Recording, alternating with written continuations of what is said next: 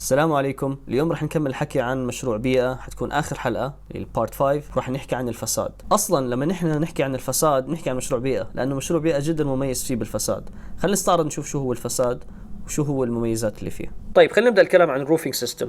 الروفينج سيستم هو ستاندينج سيم هو سيستم بتكون من الالومنيوم شيت اللي احنا شايفينه لونه بالازرق، بعدين انسوليشن، وبعد الانسوليشن عندنا شيء اللي احنا بنسميه هالتر، بعدين الفيبر بارير، واخيرا يعني اللاينر او الالومنيوم شيت. بمشروع بيئه فوق الستاندينج سيم بيجي الفينش اللي هو الجي ار سي. فالروفينج سكشن عن قريب بصير شكله زي هيك، زي ما احنا شايفين هلا.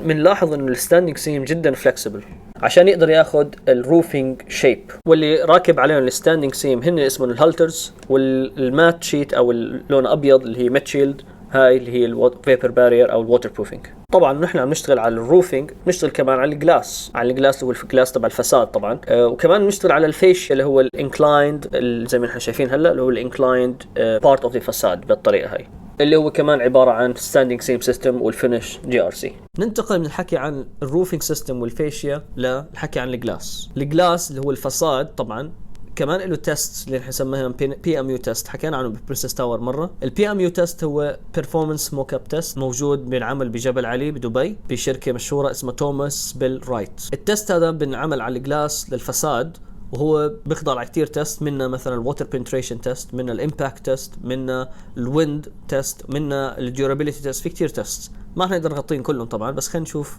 زي بعض الاشياء عن اللي صارت بمشروع بيئه. احد الاختبارات او التست اللي حبيت استعرضها من البي ام يو هو الووتر بنتريشن تيست، اللي هو بيجيبوا مثل محرك طياره زي ما احنا شايفين، وبرموا مي سبراي ووتر على الجلاس، وبيشوفوا اذا المي حيخترق الجلاس لجوا المبنى ولا لا. كصوره من الجلاس كنا عم نعمل له تيست. هذا الانترست لمشروع بيئه، عشان نطلع على الانترفيس بين الجلاس اللي هو الفساد والفيسيا. هذا هو الانترفيس زي ما شايفين، هو عباره عن قلت لكم ستاندينج سيم، وبعدين في عندنا روك وول انسوليشن، بعدين اخر شيء جي ار سي كفينش. طيب اذا نحن حكينا عن الجي ار سي وحكينا عن الفساد جلاس والفيشيا، في شيء بربط بين الجي ار سي والروف اسمه جاتر، وهذا الجاتر مصنوع من جي ار بي، ووظيفته انه لما تمطر بياخذ هذا المي وبينزله على او بيوصله بالدرينج سيستم، يعني شغل الام اي بي.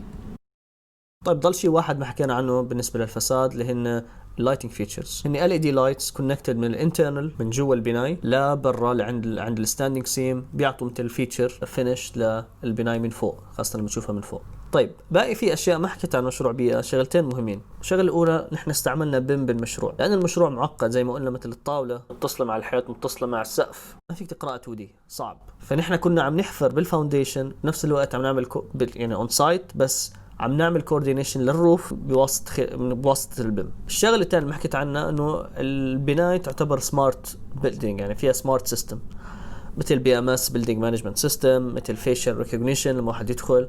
فحتى يعني الباركينج لوتس، الميتينجز، المينتس اوف ميتينجز، كلها مانجد بهاي السمارت سيستم اللي هن بيئه عندهم اياه.